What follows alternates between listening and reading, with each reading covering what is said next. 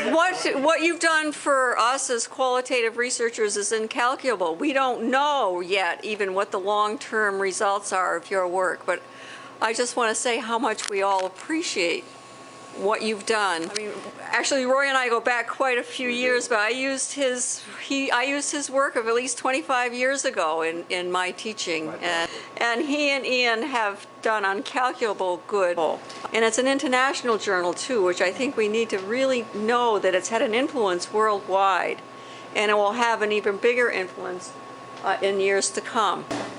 It's going to be big shoes to fill, but I'm really hoping that I can also continue to function in the way Roy has and Ian has about developing scholarship and scholars through their careers and through their lifetimes and creating those kinds of opportunities. So thank you so much. Thank you, Roy, for actually launching this this journal. I think you and Ian really started it, and you identified a need, and you implemented it in a very, very good way. I think it's very good. The article's very good, and standards are good. Hope that upward movement it'll develop in some different ways under Karen and Nicole, yeah. When I was a doctoral student at Boston College and only learning quantitative, the one advocate, the one voice in social work education for qualitative research was Roy. That's right. His piece on qualitative research as a perspective basically filled a void and created an opportunity for a whole lot of us. So we all owe this man big time, not just for the journal, but for being the advocate for qualitative research. And I think shortly after that, your work in family began to become more noticeable for those of us who knew it existed. And Jane self-published a journal on qualitative research in family, which I got to know through Denise Burnett, but I don't think it was widely known. It's now on the internet, and it's free, and it's called Qualitative Family Research. It actually wasn't self-published. It was through the National Council on Family Relations. You know, looking back, the people who I'm going to say really got me going and showed me that it was okay to put qualitative perspectives into the social work literature really rests with Roy Ruckdeschel. That's right. I owe him, and I hope I'm not embarrassing too much. just to write him off. Well, I want to thank you all. I didn't expect this. I really, truly appreciate it. The journal has meant a lot to me, and it's been the best 10 years.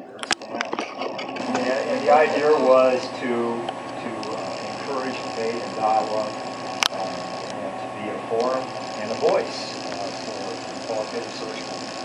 And we've tried our darndest to do that, and I want to emphasize Ian Shaw, too, because Ian was an enormously important part of it, and is an enormously important part of this. We've had associate, we have Robin Mumford as an associate editor in Australia and New Zealand, and again, I agree with Jane, the international aspects of the journal are in some ways the very best of the journal. So we really do try to reach out. The way we do review articles is we have, as those of you who have already submitted know, we usually have one from U.S., Canada,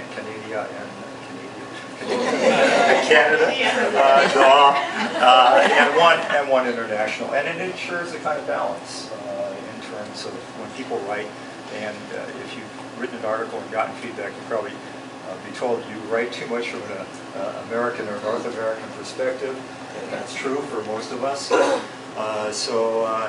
really it's awakened me to the kinds of things that are going on internationally, and I appreciate it. And that's all part of it. I mean, we are as good as the reviewers that we have. We have excellent reviewers. We try to give detailed information and feedback to people. So, you know, I have to say without too much of a sense of pride that I am proud of it. And although Ian and I will be stepping down, I'm thinking we'll still have our hand in. And look forward to, truly do look forward to what will be the continuing evolution of the journal. So so thank you very much. I know. What is going to happen? What do you think? I think we've got some really good people. Oh, yeah. People for the next generation? I'm absolutely sure we do. I think, unlike when we were coming up when there were so few, Right. now we've got so many. Right. It's a difficult time, though. I think when they go in academia, with all the pressures on universities and all